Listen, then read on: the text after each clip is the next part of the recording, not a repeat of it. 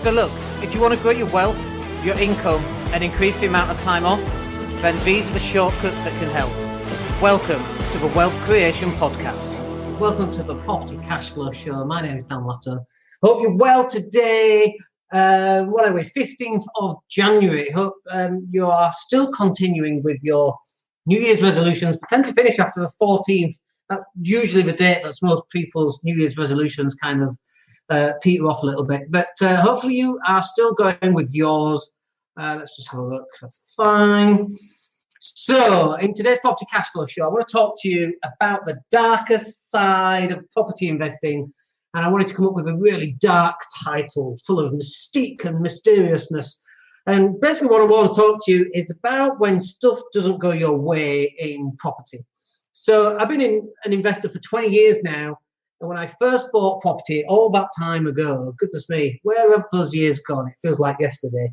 But we've had it all. We've had everything, anything that you could possibly have. Actually, we haven't quite had it all. We've had nobody die in our properties, despite owning a lettings agency that has managed thousands on thousands and thousands over a 10, 12-year span, but it actually existed. We never had anybody dying there. I think we had a couple of close shaves. We had a guy, we were doing a viewing once, and the tenant knew we were doing a viewing, and I wasn't there on this viewing, so my guy's telling me about this viewing. And so he got to the place, and he tried to open the door. It was unlocked, and it would only open a little gap. He couldn't work out why. And he's trying to peer down the gap, see what's stopping the door from open. And it was a body. So he was like, well, there's no way to do it. So he pushed the door back and moved the guy back. And surrounding the body was beer cans. The guy was basically unconscious from all the alcohol that he had. But he was doing a viewing for a rental because the guy's moving out. So that was an interesting one. So we've had that. We've had no murders, thankfully, touch wood. We've had no death from natural causes, no fires, thank God, again, touch wood on that. And we're busy putting in fire extinguishers and fire blankets into all our properties now. We're making sure that they've got fire doors where they need to have fire doors, of course. And actually, as we keep moving forward, we're just constantly improving on this because it's weighing on my mind a little bit. But we've had drunks, for example. We had drunk a couple of months ago, and he was really nasty. A very nice guy when he was sober, but when he hit the beer, he was just really unpleasant, very, very unpleasant. And in the end, we had to evict him, and actually he moved out anyway. And I kind of feel sorry for him because it's a disease effectively, and he just needs help, and he wasn't getting any help, And we can only help so much as investors and landlords and that kind of thing. We tried to help, but it just, didn't work out. So we've had those, of course. And we have we've got a couple of things that we do. We have a no dickhead rule. We don't allow dickheads into our properties. And if you're going, well, what's the definition of a dickhead? Well, if you need to ask that, and you know what your definition is, and I know what my definition is as well. They might be similar, they might be different. But, anyone who's just like aggressive with us for no reason, just drunk. Unfortunately, when he was drunk, he was aggressive. Anyone who's just an arse, we just, I know the government don't like this called no fault eviction. It is at fault. It's an arse. There's no reason for it. There's no reason to be aggressive or derogatory or anything like that, So we don't allow those. And then we also have a 3 strikes and you're out rule as well. Anyone who's been, we all get drunk from time to time and make an ass of ourselves. If it's a one-off, it's fine, depending, okay? But if it's a constant thing, 3 times and you're out, we just don't allow it. If you lose your keys 3 times, it's like we're not even allowed to charge for call-out fees anymore. Do you know what I mean? Tenant fee ban. It's just ridiculous. But we're going to have those. But where possible, we want long-term nice tenants. And if tenants are nice with us, we'll be really nice back. If not, we'll put the rents up. Just how we want to work it. But we've had cannabis farms. And so the question is, what do you do when you have a cannabis farm? Well, you smoke it, I suppose. You don't smoke it. That's a joke. But like with a cannabis farm, it's like £5,500 worth of damage. There's a coke can next to all the weed. And I said to the officers, why don't you fingerprint it? And then, we had a fake ID off this guy. We ran credit checks and everything. It was all fake, turned out. And the police were like, well, did you see him drink that can? I'm like, well, no, so it could be anyone's then. The guy's lived there for 9 months, for goodness sake. Why would it be anybody else's? So that didn't work out so well. But this is the darker side of property investing. It's a side that nobody ever tells you about. And it's ridiculous that you go on these training courses, no one ever tells you about it. It's always positive stuff and financial freedom and all that kind of stuff. And all that kind of stuff is important and it's good, but it's not the be-all, end-all. You need to understand some of the things that can go wrong and will go wrong. There might be murders in your property. There might be, natural causes, deaths from natural causes in your properties. You're going to have drunks. You're going to have a cannabis farm at some point. You're going to have somebody who trashes the place and puts dog crap all over walls. And by the way, when you paint that stuff, it usually leaves a thing, so you have to sand it down and then repaint. Anyway, you have all that stuff to have to deal with. You're going to get people who don't pay rent and don't leave. Then you're going to have to go to court, and then shelter are going to turn up. They're going to defend them. Even though the guy's in a full-time job, this actually happened at a place in Doncaster. The guy had a full-time job, $2,000 a month, wouldn't pay his £500 a month rent, turns up with shelter. Him and his girlfriend were on the tenancy. She'd moved out due to alleged domestic violence, whether that's true or not, who knows. And so I was just evicting him. Technically, it was incorrect on the Section 8, got thrown out. Got thrown out of court for non-payment of rent. Section 8 got thrown out because both names weren't on the tenancy agreement, weren't on the Section 8. So shelter are helping protect this guy who's got money but decides not to pay rent. This is one of the reasons why I hate shelter so much, is that we talk about homelessness and shelter causing homelessness, but that's just part and parcel of it. On the way out, I said, that's fine, it's not a problem, we'll see you in court again. We got CCJ on him. We are going to issue bailiffs in 5.5 years, less than that now because it was 1.5 years ago. 4 years, we'll issue bailiffs. Once he's moved on, we'll run a trace and we'll go and find him. And he can pay us all the money plus interest that he owes, which is about, I don't know, $2,000, something like that. 2 or 3 grand, because we had to go back to court because the first one failed. So this is the darker side of property investing. The other side of this as well, by the way, is, like I was doing Section 8s myself, and I'm the worst person to do a Section 8. And afterwards, I flew in and I wanted to be there and I did it and it failed. And it's like, why am I doing this? It was a good lesson for me to learn. I'm not an expert at legal stuff or Section 8s and Section 21. So now we just pay somebody else. My job really is to have less of a headache, is to have an easy life. That's really what I want. And so now we just pay a third party to do whatever it is that we need doing. Why should I be doing that? Let somebody else do it.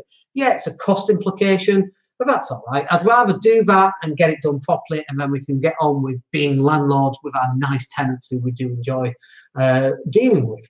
If you're watching this, by the way, please come and say hello so we know you're there. Let me know who you are as well, because it doesn't come up. But on the darker side of property, you need to understand what the rules are in property investing. And this is one of the things that really, really annoys me, is that people buy a buy-to-let property and then they have no idea what they're doing, how to do it. Oh, well, I'll just change his locks. That'll get him. That's illegal. You go to prison for that. It's an enforced eviction. You can't do it.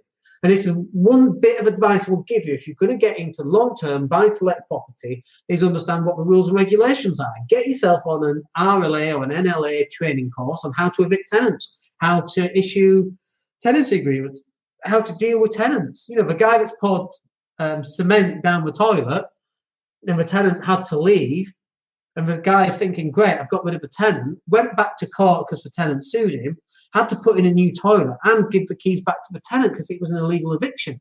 Now he's got another 2 or 3 months. Then he goes to court and the tenant says, well, he put cement down the toilet. It doesn't look good, does it?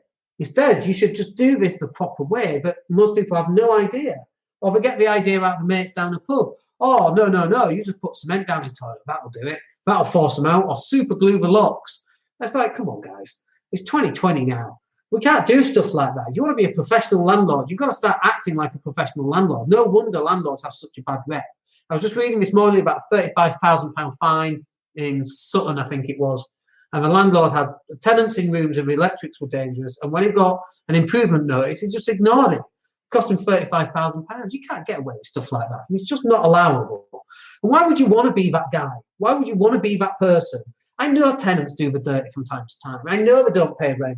And they come up with, well, my grandma's died. And then next month, my grandma's died. And the next month, my grandma's died. And how many grandmas have you got? I get that you might be having a few financial difficulties, but don't lie to me and tell me 3 grandmas have died. Oh, well, one wasn't a grand, she was an aunt. You're just making shit up. 3 strikes and you're out, you know? So I get that people have got fallen hard times. I get that people have difficulties, health, with their income, with their family. I get all that as well.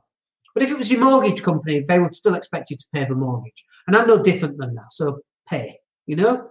So we can help them make the transition easy. If they've lost a job, we just got a tenant right now. He's in a HMO. He's in his 50s, incredibly nice guy, and he's lost his job and he's panicking. I'm like, dude, just relax a little bit. It's okay. Don't worry. We'll help you out. He's been in there for 2.5 years. Really nice guy. Dude, shit happens. It's fine. We'll help you get over this. What do you need from us? How can we help you? Have you got food? He's got heat and light and Wi-Fi, right? He's got all that because he's in the HMO. Have you got some food?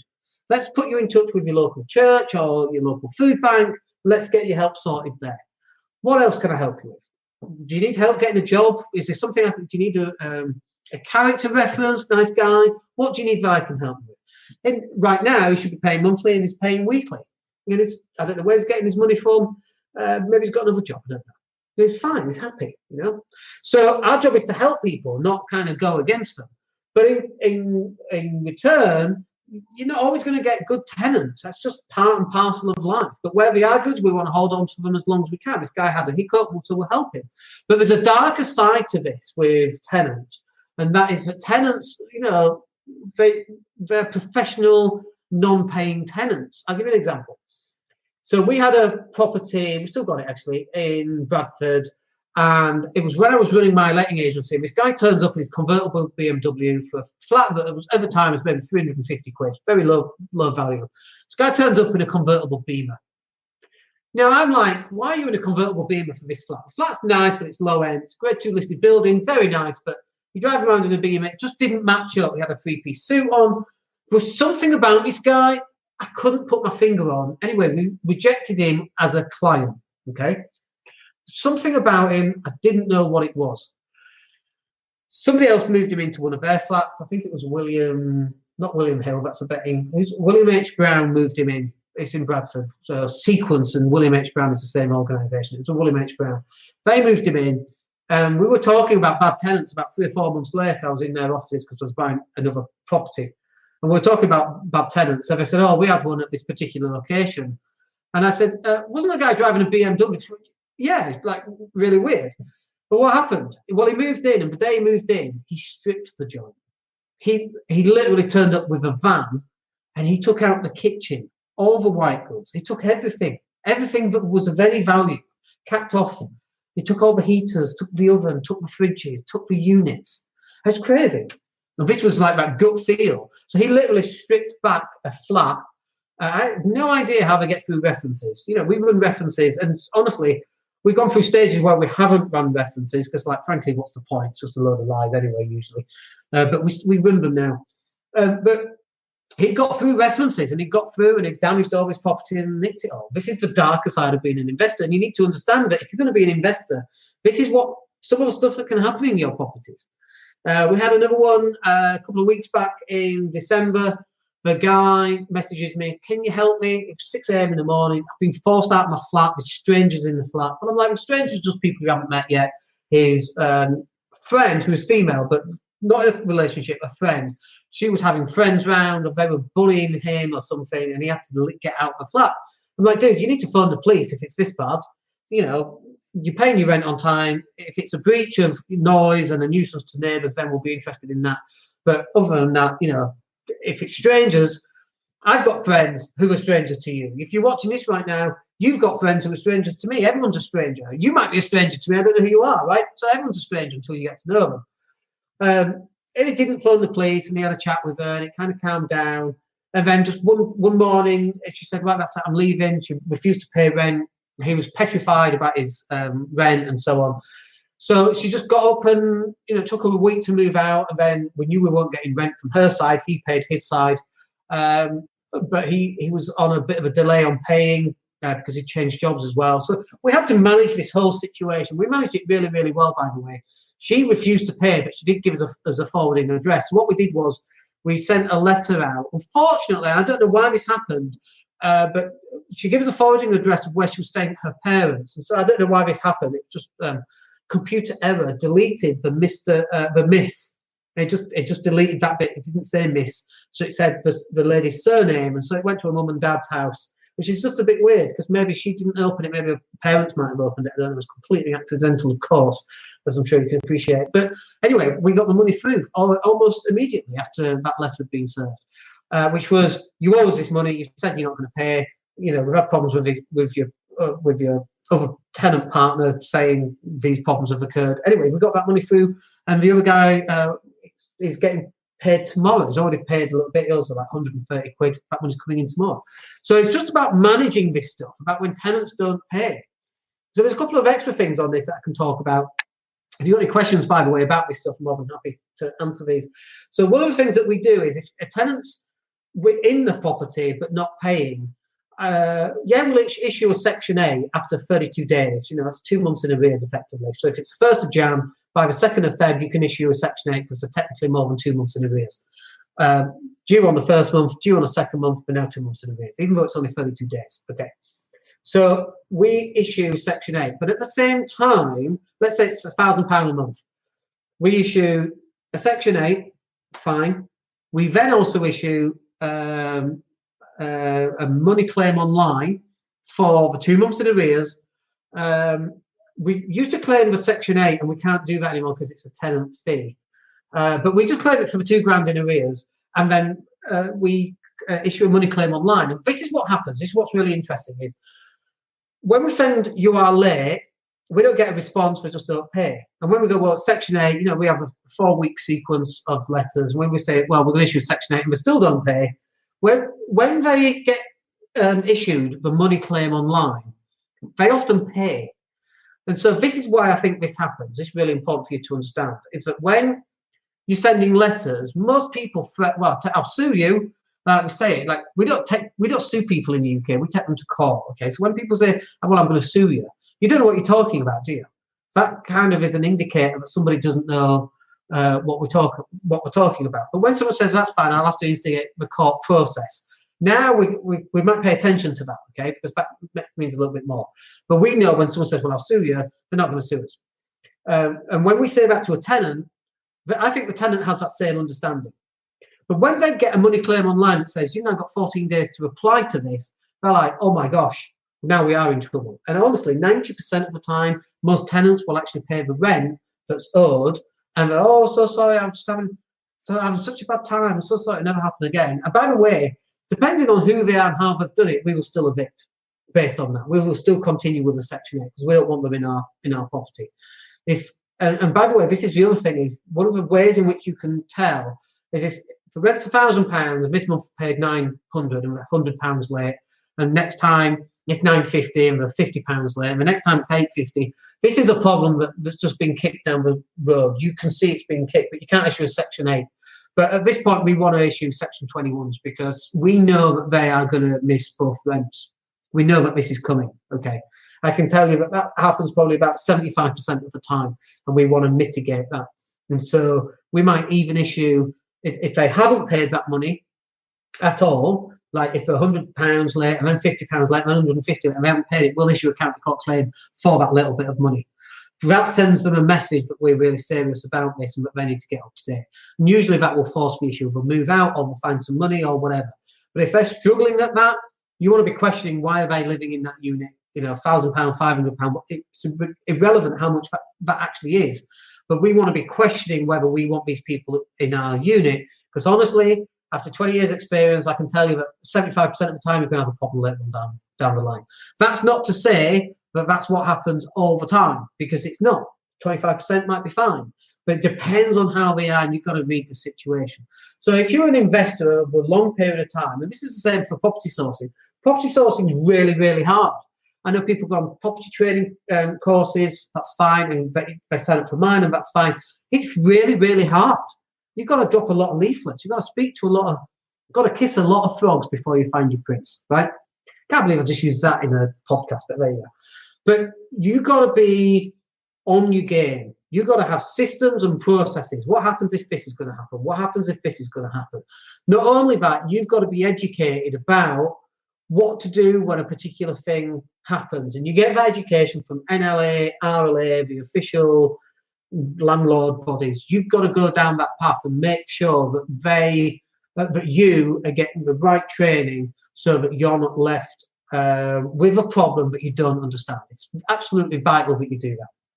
And I think that will do us for the darker side. There's so many other aspects of the darker side of property. I was reading this morning about the West Bromwich Mortgage Company, and they put interest rates up, which was against the contract, but in the small print basically said we can do whatever we want. And 118 Property did a class action lawsuit against them, which they lost. And then it went to the Court of Appeal, which they won. So it took a couple of years. Like, it can be the Wild West. Do you know what I mean? Being a property investor is risky. But the thing that reduces the amount of risk is the level of education. I can't tell you how many times I see people and they are like, oh, it's all risky. I'm like, well, have you done any training? No. Have you got any experience? No. Well, you don't know what you're talking about then. Like, riding a horse is risky. Riding a bike is risky. A 17-year-old doing 200 mile an hour around a racetrack is risky. But these guys are professionals. Do you know what I mean? So the risk is only as much as educated and experienced you are.